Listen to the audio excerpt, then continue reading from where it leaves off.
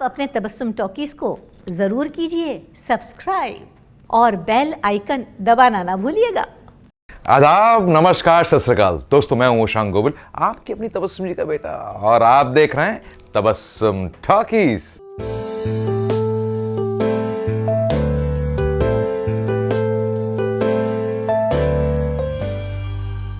अरे अरे झगड़ा मत करो, एक दूसरे के साथ प्यार से रहो। पता है जब प्यार होता है तो क्या होता है? मुझे वो नजर वो अदा न मिली, मोहब्बत मिली पर वफा न मिली। दोस्तों, ये तो सभी जानते हैं कि हीरोइंस बहुत खूबसूरत होती हैं।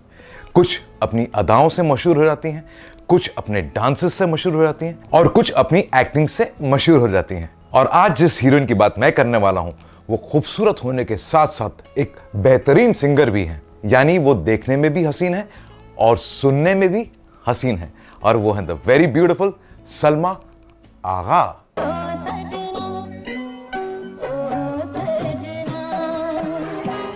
हमारी मोहब्बत का सबूत मिलने वाला है।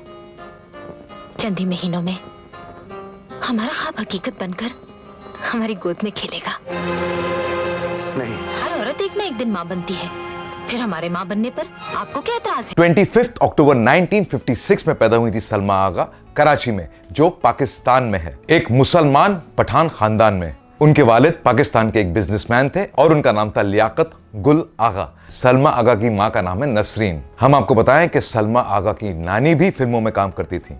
उनका नाम था अनवरी बेगम, और वो 1932 में बनने वाली सबसे पहली हीर रांझा में हीर बनी थी। सलमा के नाना का नाम था जुगल किशोर मेहरा, और वो मशहूर एक्टर पृथ्वीराज कपूर की बीवी के यानी राम सरनी मेहरा के सगे भाई थे। इसका मतलब यह हुआ कि सलमा आगा का कपूर फैमिली से दूर का रिश्ता है। सलमा ने अपनी शुरुआती स्कूल की पढ़ाई की कराची में, और जब वो 9 साल की थी तब वो लंदन शिफ्ट हो गई और अपनी पढ़ाई वहीं कंप्लीट की, यानी लंदन में। सलमा आगा जब बहुत छोटी थी तब से उन्होंने अपने गाने की तालीम शुरू कर दी थी, और बड़े होने के बाद भी उन्होंने तालीम जारी रखी। यानी सलमा आगा एक प्रोफेशनल ट्रेंड क्लासिकल सिंगर और गजल सिंगर हैं।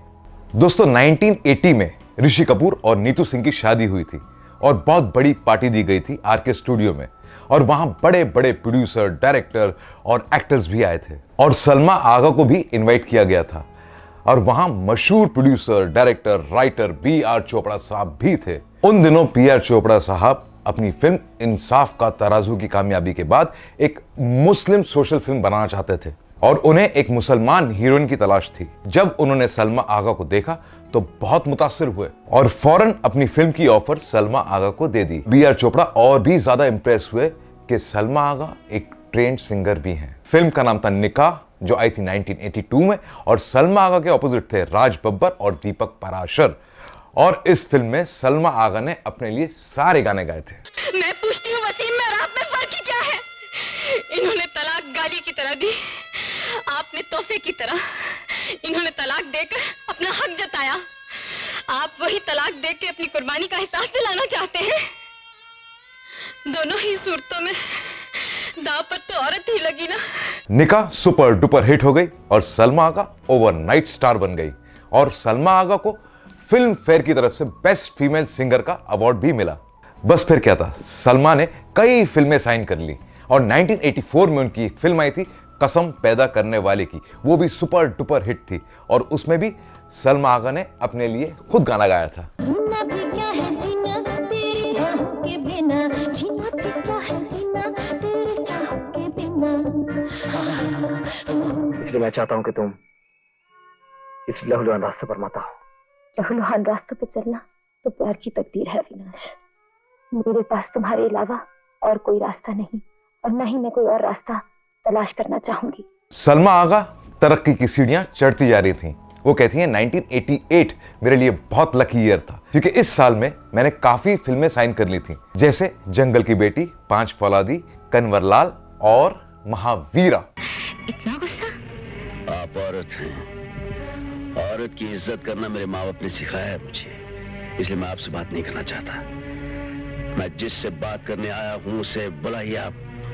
वो आ जाएंगे। सलमा आगा कहती हैं कि मैं बहुत खुशकिस्मत हूं कि मैंने बॉलीवुड के बड़े बड़े हीरोज के साथ काम किया है, जैसे राजकुमार, धर्मेंद्र, शत्रुघ्न सिन्हा, मिथुन चक्रवर्ती और राजेश खन्ना।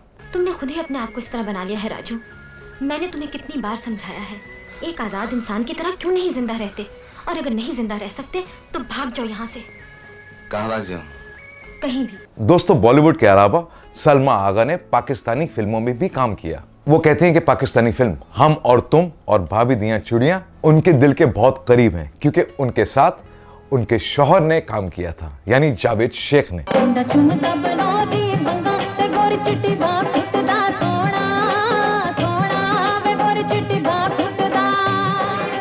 दोस्तों, सलमा आगा की प्रोफेशनल लाइफ जितनी कामयाब थी उतनी ही नाकामयाब उनकी पर्सनल लाइफ थी। दोस्तों, हम आपको बता दें कि सलमा आगा ने 3 शादियां की।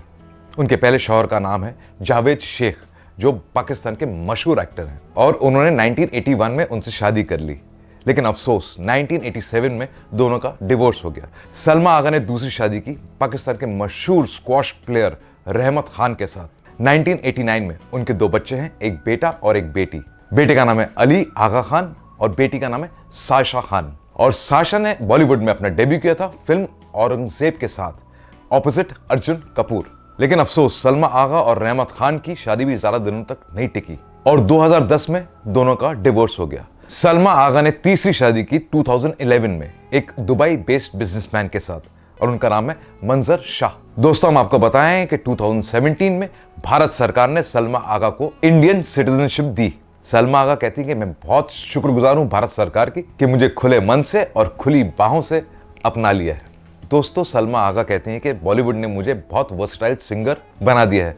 मैंने गजल नुमा गाने भी गाए हैं और पॉप सॉन्ग्स भी गाए हैं, और सिर्फ अपने लिए नहीं, दूसरी हीरोइंस के लिए भी गाना गाए हैं। आज माशाल्लाह सलमा आगा 67 की हो गई हैं। वो सोशल वर्क करती हैं, गजलें गाती हैं, मुशायरे पढ़ती हैं और पूरी वर्ल्ड में कॉन्सर्ट्स भी करती हैं। मुंबई और लंदन के बीच सफर करती हैं और बहुत खुश हैं। तो दोस्तों, ऐसी बातें भी मैं आपके साथ शेयर करता रहूंगा। आप बस देखते रहिए तबस्सुम टॉकीज, करते रहिए लाइक, शेयर और सब्सक्राइब।